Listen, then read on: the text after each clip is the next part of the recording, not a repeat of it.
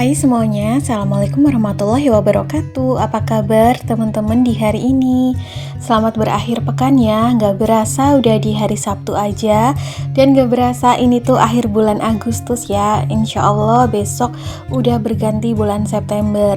Mudah-mudahan di September nanti kita semua diberikan keberkahan, kelancaran urusan selalu, dan juga pastinya rezeki yang melimpah dan barokah ya. Amin. Nah teman-teman, ini aku udah lama banget kayak pengen sharing video bersih-bersih rumah, beberes-beres rumah gitu ya. Karena dari kemarin tuh aku selalu nyicil gitu beres-beres rumahnya.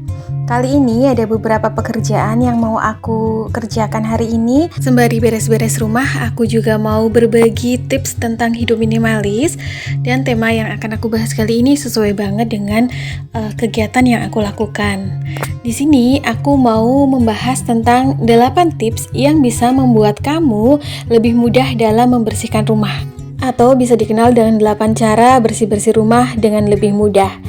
Dan ke-8 cara tersebut apa aja sih? Ini bisa kita lakukan dari rumah ya. Yang pertama adalah lakukan pekerjaanmu dari yang paling mudah untuk dikerjakan atau mudah dijangkau gitu ya.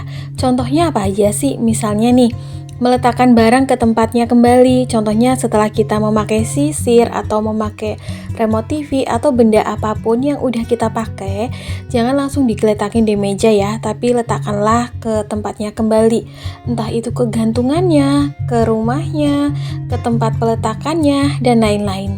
Lalu juga misalnya kita menemukan ada benda yang tergeletak di lantai atau di meja ataupun di buffet TV, maka langsung aja kita kembalikan ke tempatnya, karena pekerjaan itu kan mudah dijangkau, tidak memerlukan tenaga yang banyak. Ibaratnya waktu yang diperlukan cuma beberapa detik aja. Lalu cara yang kedua yaitu lakukan pekerjaanmu dari yang paling sedikit waktu untuk mengerjakannya. Misalnya ketika kita sudah selesai makan, maka sambil cuci tangan, sambil juga dicuci tuh piring yang udah kita pakai buat makan. Kalau ada gelas barangkali 1 atau sendok, ya udah kita cuci aja. Jadi tuh efisien waktu dan juga tenaga ya, sembari cuci tangan, sembari juga membersihkan ataupun nyuci piring yang udah kita pakai. Alhasil kita jadi nggak punya tumpukan perabotan atau piring yang kotor. Kondisi ini lebih meringankan kita ya. Jadi kita tuh kalau cuci piring nggak usah yang nunggu terlalu bertumpuk, yang kadang-kadang kalau semakin bertumpuk semakin males buat dikerjain. Contoh lainnya, ketika misal kita lagi me time, nonton drakor atau nonton apapun itu, kita bisa sambil kayak ngelipetin pakaian. Jadi sambil nonton, juga sambil ngelipetin pakaian. Nanti akan nggak berasa gitu. Jadi nggak capek, terus juga fokus kita tetap di tontonan kita ya. Ini bisa kita lakukan banget. Atau misalnya sambil nonton TV, sambil ngelipetin pakaian. Nah, jadi tuh sekali waktu me time-nya dapet, terus juga kerjaan kita juga dapet. Cara yang ketiga yaitu pilih waktu yang tepat dan nyaman untuk kita beraktivitas beres-beres ataupun bersihin rumah. Nah, kalau aku sendiri biasanya saat suamiku udah berangkat kerja. Jadi sekitaran jam 8 biasanya atau setengah 8 suamiku berangkat, aku ada ambil waktu setengah jaman gitu untuk kayak leleh-leleh sebentar sambil ngopi-ngopi. Terus sekitaran jam 8 atau setengah 9 baru deh aku beres-beres rumah. Baik itu dari elap-elap, terus juga kadang sapu pel gitu. Karena buat aku beberes atau bersih-bersih rumah saat kondisi rumah kosong itu lebih menyenangkan dan lebih fokus buat ngebersihinnya.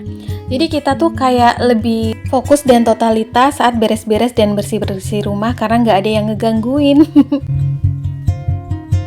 Cara yang keempat supaya kita lebih mudah dalam beres-beres atau bersih-bersih rumah adalah lakukan pekerjaanmu dari apa yang kamu suka terlebih dahulu agar energimu dalam bersih-bersih ataupun beres-beres rumah itu tidak terkuras di awal.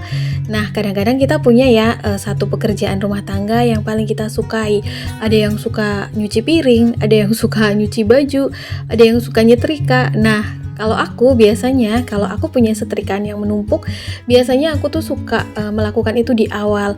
Mungkin ada beberapa bunda-bunda yang gak suka kegiatan nyetrika karena menguras waktu, terus bikin mager gitu ya, males juga. Kalau aku sendiri justru di sini aku suka, tapi kalau dikerjakan di ujung atau di akhir biasanya udah nggak ada energi gitu. Makanya aku suka nyetrika di awal. Setelah suamiku berangkat kerja biasanya aku langsung setrika tuh. Jadi tuh energinya masih full gitu karena aku suka sama kerjaan itu. Tapi untuk teman-teman yang mungkin punya pekerjaan favorit lainnya, boleh tuh dikerjain dulu. Misalnya yang suka ngepel atau misalnya yang suka cuci piring, boleh dikerjain dulu, baru deh nanti kerjaan lainnya menyusul. Jadi kita masih punya energi ya, karena sesuatu yang kita favoritkan otomatis tidak akan menguras energi kita dengan besar. Cara yang kelima yaitu lakukan sedikit demi sedikit tapi rutin secara berkala.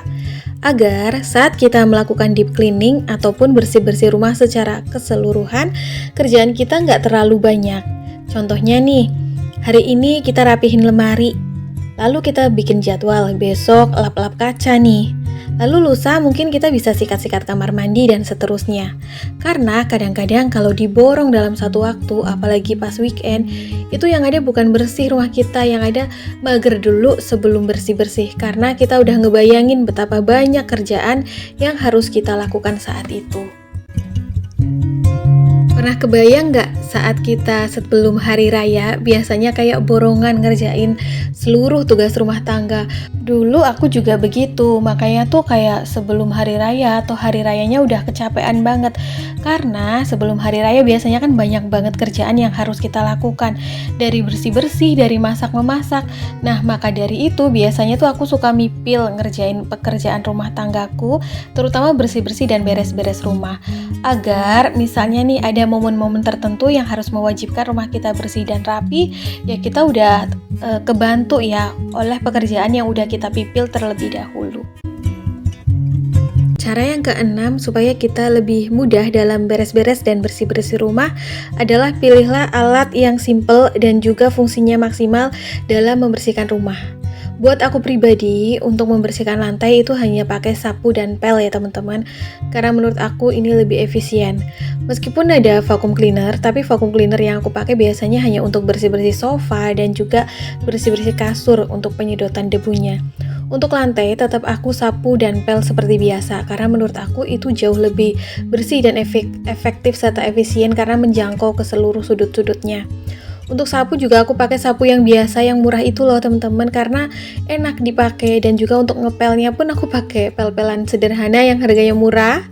Ini tuh kayak enak aja gitu loh buat ngebersihin seluruh area, sudut-sudutnya, terus juga gampang dipakai, gampang juga dibersihin. Tidak makan tempat juga karena ini simple banget. Setelah pakai tinggal aku cuci pakai deterjen, dibilas sampai bersih, aku gantung lagi deh. Udah gitu aja, karena menurut aku ini kan untuk bersih-bersih rumah gitu ya, yang simpel-simpel aja lah. Ini juga awet kok, udah bertahun-tahun gitu. Kalau misalnya nih fungsinya udah menurun ataupun kondisinya udah rada buluk banget ya, itu baru aku ganti. Karena aku mikirnya ini kan hanya buat bersih-bersih lantai gitu. Kalau beli yang mahal kan juga rada sayang. Yang penting fungsinya sama, toh juga sama aja capek gitu. Terus juga kayak untuk lap-lap, entah itu meja kaca kadang ya, terus juga meja dapur, terus juga kayak lemari, buffet. Biasanya tuh aku cuma pakai sisaan handuk bekas gitu yang aku potong, karena itu lebih menyerap gitu untuk membersihkan area apapun. Jadi tuh debu-debu nempel, terus juga gampang ngebersihinnya, menyerap air, keset aja gitu, jadi enak. Membersihkan rumah dengan barang-barang yang sederhana tanpa perlu membeli peralatan yang mahal, buat aku itu udah maksimal banget, udah bisa dikerjain. Mau pakai yang mahal pun ya sama aja, kita harus effort, harus mengeluarkan keringat juga ya, sama-sama capeknya. Dengan memanfaatkan barang yang ada, itu sama aja dengan kita meminimalisir sampah yang berlebih. Karena semakin banyak kita beli barang, maka selain kita nantinya akan banyak menyumbang sampah setelah barang itu tidak digunakan, memanfaatkan barang yang ada untuk bersih-bersih juga lebih hemat uang. Ini yang paling disukai sama ibu-ibu atau kita semua ya sebagai ibu rumah tangga. Cara yang ketujuh yaitu lakukan dengan senang hati dan juga dengan rileks. Karena sesuatu yang kamu lakukan dengan senang hati biasanya akan menimbulkan rasa cinta terhadapnya. Sehingga saat kita melakukan aktivitas tersebut menjadi ringan dan juga tidak terbebani. Dulu sebelum menikah, aku tuh paling males kalau disuruh ibu aku untuk kayak bersih-bersih rumah, untuk cuci piring, untuk beberes gitu. Tapi setelah aku jadi ibu rumah tangga, ternyata mau nggak mau kita harus melakukan itu semua ya, demi kenyamanan tempat tinggal kita sendiri. Nah, maka dari itu aku selalu berusaha untuk menciptakan mood yang baik supaya aku bisa melakukan aktivitasku dengan senang hati. Karena melakukan sesuatu dengan senang hati itu dampaknya beda banget dengan melakukan sesuatu dengan terpaksa. Kayak kita misalnya mau beres-beres rumah tapi memang diniatin supaya tempat tinggal kita nyaman dan bersih, dampaknya energinya tuh beda, rasanya tuh seneng aja gitu, kayak menata rumah dengan selera kita. Lain halnya ketika kita mau beres-beres rumah tapi karena terpaksa, karena ya Allah udah berantakan banget, mau nggak mau nih harus diberesin. Rasanya sebelum melakukan tuh energi dan mood kita udah drop banget rasanya. Melakukan pekerjaan rumah tangga dengan senang hati juga menjadikan kita lebih bersyukur dan lebih ingat ternyata nih udah segini nih pencapaian kita. Alhamdulillah udah punya tempat tinggal kita rawat ya, karena bentuk rasa syukur adalah merawat pemberian Allah Subhanahu wa taala dengan sebaik-baiknya. Cara yang kedelapan supaya kita lebih mudah dalam melakukan aktivitas bersih-bersih dan beres-beres rumah adalah lakukan beberapa kegiatan dalam satu waktu, atau kita bisa multitasking ya, agar pekerjaan rumah tanggamu cepat selesai. Contohnya nih, kita sambil masak, sambil juga cuci perabotan yang ada. Kadang kan kalau masak gitu suka ada beberapa perabotan ya, entah itu food container, wadah lauk, ataupun sayur. Saat sayurnya masih dimasak, kita sambil cuci piring. Jadi setelah masaknya selesai, perabotannya pun gak ada yang kotor. Lalu ketika kita sedang nyuci baju di mesin cuci sambil menunggu digiling, kita bisa sapu lantai. Kan itu dua pekerjaan bisa terlampaui dalam satu waktu ya. Jadi bisa gitu loh disambi-sambi. Nah, untuk hal ini aku yakin seluruh ibu rumah tangga udah paling jagonya dalam multitasking. Misalnya tuh kadang-kadang sambil ngapain itu bisa ya. Nah, teman-teman, itu dia ke-8 tips yang bisa memudahkan kita dalam beres-beres dan juga membersihkan rumah. Nah, kalau menurut teman-teman sendiri, apakah itu sudah cukup atau ada tambahan lain? Kalau teman-teman punya tips dan pengalamannya, boleh tambahkan di kolom komentar ya, supaya kita bisa belajar bareng-bareng dan juga berbagi pengalaman agar bisa diambil manfaatnya. Nah, sekalian juga ini aktivitas terakhir aku ya teman-teman. Udah ngebilas yang terakhir, cuciannya tinggal dikasih pewangi. Lalu setelah aku selesai ngepel, si pelnya aku cuci pakai deterjen. Nanti aku bilas sampai bersih, biar pas mau digunakan ngepel lagi tuh pel-pelannya udah bersih. Kayaknya sampai di sini dulu ya teman-teman video aku hari ini. Semoga apa yang aku share hari ini bisa bermanfaat dan juga memberikan semangat. Kita ketemu di next video. Assalamualaikum. Bye.